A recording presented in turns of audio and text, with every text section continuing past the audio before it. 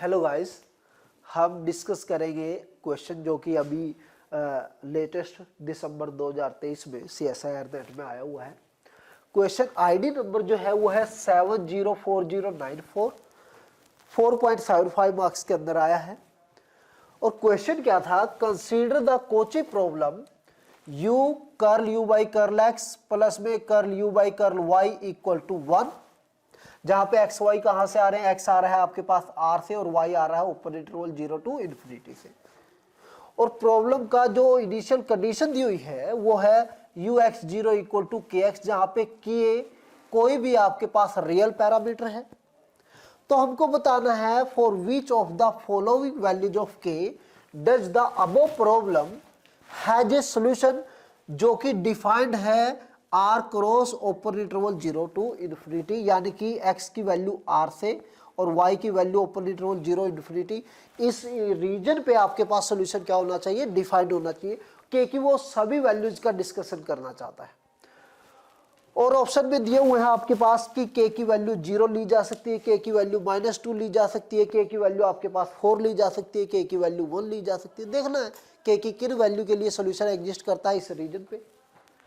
अब हम इस प्रॉब्लम का सॉल्यूशन निकालते हैं लैग्रांज मेथड की मदद से।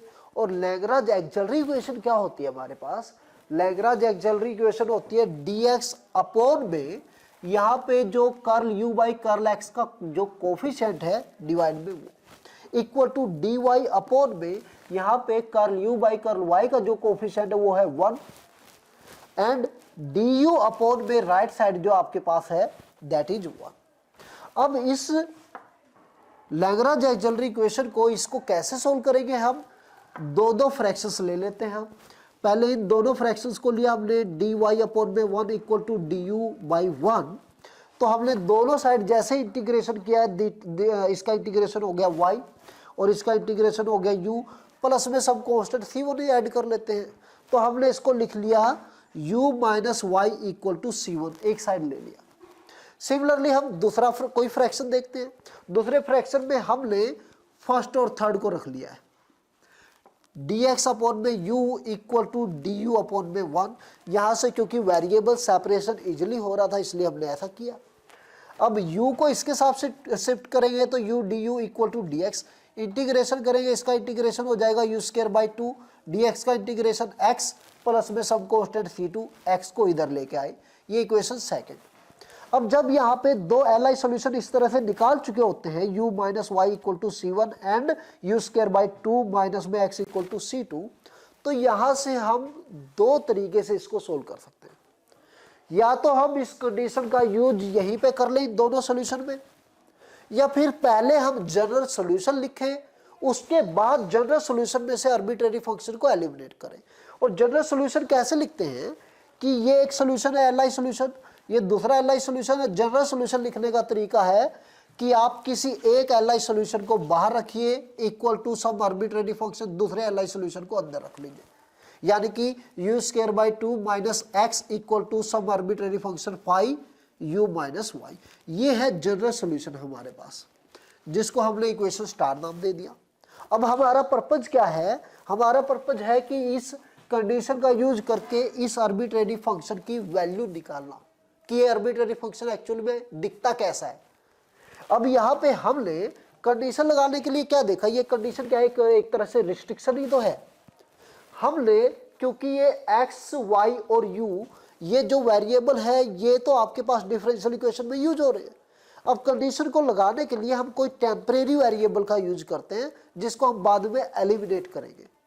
अब हमने क्या किया, x की जगह मैंने रख लिया t और y की वैल्यू क्या दी हुई है 0, u की वैल्यू क्या हो जाएगी हमारे पास kt।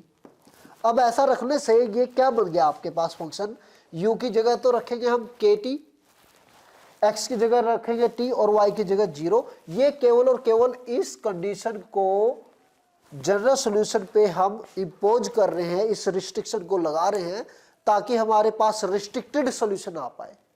अब हमने जैसे ही x की जगह t रखा, t कोई वेरिएबल नहीं है हमारे पास, एक टेम्परेरी वेरिएबल है जिसको बाद में एलिमिनेट भी करेंगे। y की वैल्यू 0 दी हुई है और u की वैल्यू क्या हो जाएगी, x को t रखते ही ये kt।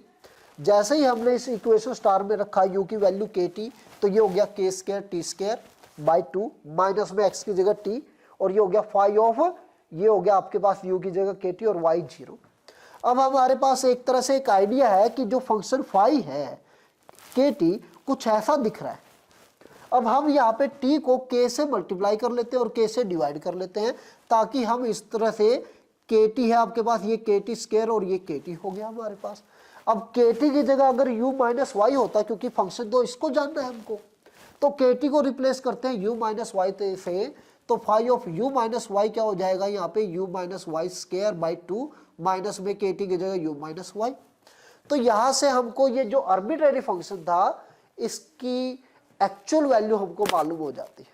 तो आपके पास फाइव ऑफ u वाई, हमारे पास u माइनस वाई ये आया है, यहाँ इक्वेशन स्टार में यूज कर लेंगे। तो u square by 2 minus x जो है हमारे पास किसके कुल हो गया, इसकी वैल्यू जो है, इसकी वैल्यू ये आई है u minus Y square by 2 minus में u minus Y by K. अब हम इसके स्क्वायर को ओपन जैसे ही करेंगे तो ये हो जाएगा u स्क्वायर बाई 2 प्लस में वाई स्क्वायर बाई 2 माइनस में u वाई माइनस में u माइनस वाई बाई के। u स्क्वायर बाई 2 दोनों साइड से कैंसिल आउट होके इन एक्चुअल में u की जो वैल्यू निकलती है वो निकलती है हमारे पास 2kx प्लस में ky स्क्वायर प्लस में 2y अपॉन में ky प्लस 1। अब हमारे पास हम देख पा रहे हैं कि सोल्यूशन तभी एग्जिस्ट करेगा जब नीचे ky प्लस 1 नॉन जीरो होगा, और जहां पे ky प्लस 1 नॉन जीरो है आपके पास वहां पे सोल्यूशन डिफाइंड है। अब हमको सोल्यूशन चाहिए इस पूरे रीजन पे चाहिए। अब मान लो कि k की वैल्यू हमने 0 रख दी, k की वैल्यू अगर हमने 0 रखी तो k की वैल्यू 0 रखने के बाद इस सॉल्यूशन को कोई प्रॉब्लम ही नहीं हो रही, सॉल्यूशन हमेशा ही डिफाइंड है सभी के लिए, तो इसमें तो हमको कोई प्रॉब्लम है नहीं। लेकिन k की वैल्यू अगर -2 रखी तो k की वैल्यू जैसे ही मैं -2 रखता हूं तो ये बन गया -2y प्लस 1 नीचे। अब इसको प्रॉब्लम कहां पे है, जहां पे ये 0 होगा। जब k की वैल्यू -2 रखी तो प्रॉब्लम है ky प्लस 1 पे, जहां पे ये 0 बनता है। अब जैसे k की जगह -2 रखा तो -2y प्लस 1, ये अगर 0 हुआ तो प्रॉब्लम होगी। अब अगर इसको 0 रखता हूं तो y की वैल्यू आती है 1/2, जो कि इस रीजन में लाई करती है। y तो यहां से आ रहा है ना, ये तो इसमें बिलोंग कर गई, यानी कि जिस पॉइंट पे प्रॉब्लम है वो पॉइंट इस रीजन में आ गया। अब इस रीजन में तो आपके पास सोल्यूशन डिफाइंड नहीं हो पाया, तो k की वैल्यू -2 तो नहीं रख सकते। k की वैल्यू अगर आपने 4 रखी होती, k की वैल्यू अगर रख दी होती 4, तो 4y प्लस 1 कहां पे 0 है, y की वैल्यू -1/4 रखने पे। क्या -1/4 0 से इन्फिनिटी पे लाई कर रहा, नहीं, इसके बाहर है, तो इस इंटरवल में तो कोई प्रॉब्लम नहीं आई। अब तो इस इंटरवल पे सोल्यूशन आपके पास एग्जिस्ट करेगा। तो इन एक्चुअल अगर हम देखना चाहें कि एक्चुअल में किन पॉइंट पे प्रॉब्लम है, एक्चुअल में इसको प्रॉब्लम है जहां पे ky प्लस 1 0 बनता है, यानी कि y की वैल्यू क्या है -1/k है, इन पॉइंट पे प्रॉब्लम है। अगर k की वैल्यू आपके पास पॉजिटिव रहती है, k की वैल्यू अगर पॉजिटिव रहती है तो y की वैल्यू ये नेगेटिव होने वाली है -1/k, यानी कि नेगेटिव पॉइंट पे प्रॉब्लम है। ओपन इंटरवल 0 से इन्फिनिटी पे तो कोई प्रॉब्लम नहीं, तो k की वैल्यू जितनी भी पॉजिटिव वैल्यू रखेंगे किसी पे भी कोई प्रॉब्लम नहीं। बट k की वैल्यू अगर नेगेटिव रखी तो नेगेटिव हो जाएगा पॉजिटिव, पॉजिटिव y की वैल्यू पॉजिटिव होते ही इस इंटरवल में आ जाएगी और आपको क्या होगी, वहां पे प्रॉब्लम होने वाली है। तो k की कोई भी नेगेटिव वैल्यू आप नहीं रख सकते, k की पॉजिटिव वैल्यू सारी रखिए, k को 0 रखिए कोई प्रॉब्लम नहीं, k को पॉजिटिव रखिए कोई प्रॉब्लम नहीं, बट k को नेगेटिव रखने जाएंगे तो प्रॉब्लम होगी। तो हमारे पास ऑप्शन कौन कौन से करेक्ट होंगे, केवल और केवल option 1, 3 and 4 will be correct. ये आपके पास क्वेश्चन था। आई होप ये सभी को समझ में आया होगा। धन्यवाद।